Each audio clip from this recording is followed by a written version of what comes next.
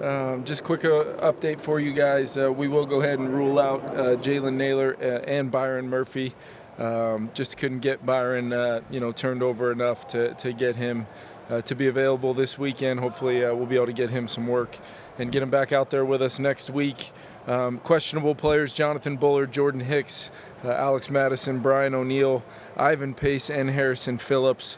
All will, kind of go through their post-practice process today. We'll get together and figure out what that looks like for availability for Sunday, and then Sheldon Day and Daniil Hunter will go through without an injury designation this weekend. I'm excited for the whiteout game, division opponent, Christmas Eve. Our stadium's been phenomenal all season long, tons of energy, juice. I know our guys are really looking forward to getting back home with our home crowd, and heck of a challenge coming in with the Detroit Lions. Something happened with Ivan today, or was he on the injury report before? He just had a little bit of a kind of shoulder soreness. He just didn't take his full allotment of reps, but I feel good about where IP's at, and like I said, I got to see how he responded to the work today. Just wanted to make sure we tagged him questionable just in case. Surprising to see Jordan full the whole week. Was that your expectation? It was just based upon where I kind of had figured he would be coming into this week, and he handled the week really well. We're gonna kind of get together and look at what that looks like, whether we activate him or not. But Jordan's been flying around all week. With Brian, how much work was he able to do throughout the week? Yeah, he got some team reps today, some individual. One of those guys that we're going to have conversations about, knowing where we are in the season. It's a incredibly important game, but we've got to make sure that sometimes there's a lot of dialogue that goes into it, medical evaluations, making sure we're looking out for what's in the best interest of the player, and then making sure that we're trying to have these guys available much more than just this weekend. So we want everybody we can have out there for a challenge like this, but we've got to be smart. With Byron out, just what's your level of confidence with some of the young players in the secondary? Yeah, we've seen kind of at different times this year, several different guys step up in different roles. But with Byron out, plays such a significant role, really in the base and nickel package. It's really going to be a multiple guys stepping up in some different roles depending on what's in the game. But those guys have all been developing and all been working their way into the lineup at different times this year. I think Flo, Durante, Hutch, those guys have been getting those guys ready throughout the season for moments like this where they've got to step in against a really impressive skill group and a really darn good quarterback, and we're going to have to defend and try to get some pressure and ultimately see if we can, put together a good day on defense, which is my expectation with that group. What has been the challenge of just having different offensive linemen show up who weren't here for training camp and then popping in like, Dalton and David? Yeah. How's that? Yeah, you'd love to have the same group out there consistently all season long and getting every rep together for communication purposes, just like you'd love to have the same quarterback, working hand in hand. Communication-wise with them, but that has not been our story here in 2023, and we're continuing to prepare these guys, and they do a great job getting ready to roll, maximizing the practice reps, and then we go out there and we compete like crazy for 3.5 hours and on Sunday, and then coach them up and try to get better and better. And we've seen the improvement.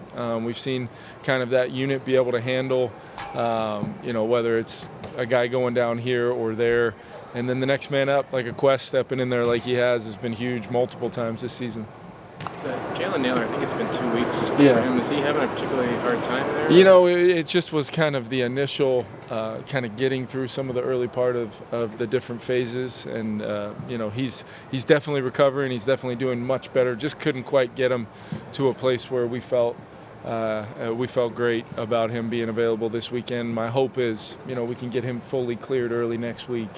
But as always with these things, I defer to the doctors and make sure that everybody medically and most importantly the player feels that they're ready to roll and kind of all in. So when that happens, Jalen will be back out there. What's your sense of where Alex Madison is? Yeah, he got some limited work in today, and I think we still have 48 more hours. It feels like where we can get some more treatment and see where he's at.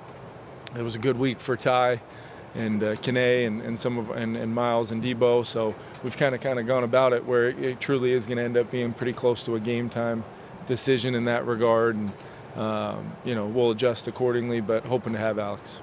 With the Lumberton game, how much did they kind of force you into different personnel groups, just those two running backs they have, and how committed they've been to it? Yeah, I think what makes it tough is they'll spread you out with both backs in the game. It's not just Gibbs that comes in and runs the gun run. Montgomery's a really good gun runner, and then Gibbs will run the dot runs, the different power schemes, gap schemes that they have, zone schemes. They truly have kind of a 1-2 punch, and both those guys are really good players. So I think as far as our personnel groupings, we'll have a plan for how we want to match their 11 personnel, their 2 tight end groups. They'll get bigger than that, just like we will sometimes with the 3 tight ends out there. They've got some depth at that position, and then normally they'll have the pass plays to match it and possibly spread you out from there. So we've got to really have ownership and kind of a mastery of the call that Flo has us in, and then how the adjustments take place, whether whatever we see final formation and what we see from a standpoint of what call we want to be in the noise with our fans hopefully going crazy there, making it hard on their offense. It's going to be a challenge for our guys, and we would gladly deal with the communication challenge for us, because we know how much it is for our opponent. Byron's injury pop up mid-game, or is that something post-game? I think it was early on in the football game, and that just goes to show you how tough he is. Battled through it, fought through it, and I think that's one guy. Sometimes you look at him and you just, no matter what the injury report says, you're just expecting him to be out there just because of how he's been throughout his career and really since he's been here with us. So unfortunate, but I think this is in Byron's best interest, and try to have him ready to roll for next week. Kevin, there was a kind of viral clip that went around of Mike McDaniel cursing himself out for bad play calls. I guess I was wondering about how you evaluate your own play calls after a game, and if you swear at yourself in meetings when you're going through those things. Yes, I absolutely have. By no means is there ever a game where you look back and you say every single call on that one was just perfect, and a lot of it's results-based, right? You might feel good about the call in the moment based upon your prep or how we practice a certain play. But if the result's not there, you're always going to look back on it, and it's going to go right there on the list of others that didn't have the success in the moments that you needed it. And if it didn't have success, there was a better call to be had, and that's where I always try to, you guys know, I always try to. I'm not just communicating to you guys, my ownership and some of the things that we haven't done well. Our players will be the first ones to hear it all the time, because I know that that's their feelings towards our team, and they're always accountable, and I try to do the same thing for those guys. I did enjoy that clip, though.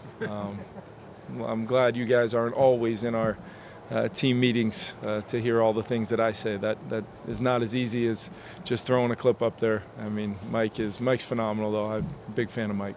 We'll be doing Hard Knocks next year. I have no comment on that.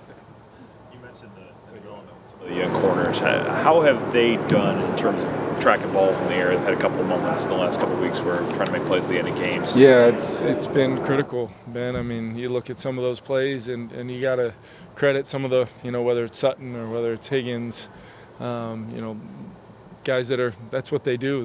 They're 50-50 elite, ball trackers and finishers on the football. And even though you can be right there to make a play, I always go back to what was your role and responsibility? Are you where's my leverage supposed to be? Where am I supposed to be in regards to where my help may be, to try to maximize not having it be a one-on-one? Can we get a second Viking or multiple guys to the party over there? And, that we've had some plays made on us, and credit the quarterbacks for putting in the spot for those guys going and getting it, and those guys making the play. But we work the drills. We try, we bring guys in here that we feel have, good ball skills, and guys that can make plays on the football when they get their ops. And that's the other side of it is, when we get those 1 or 2 or 3 turnover opportunities in the game, can we go make that play? It's not only making the ones that we can, get those PBUs and make sure those critical plays aren't completions, but can we take the football away as well? And we've had some opportunities this year that we're really close in that regard, and we're not in the mode right now where we're really looking backwards, coulda, woulda, shoulda, and all those things. It's about Sunday at 12 o'clock and knowing the challenge that we're going to have, especially with this offense, and our defense knows that. They've been preparing all week and had a really good week of preparation. You guys good? Thank you. Thank you.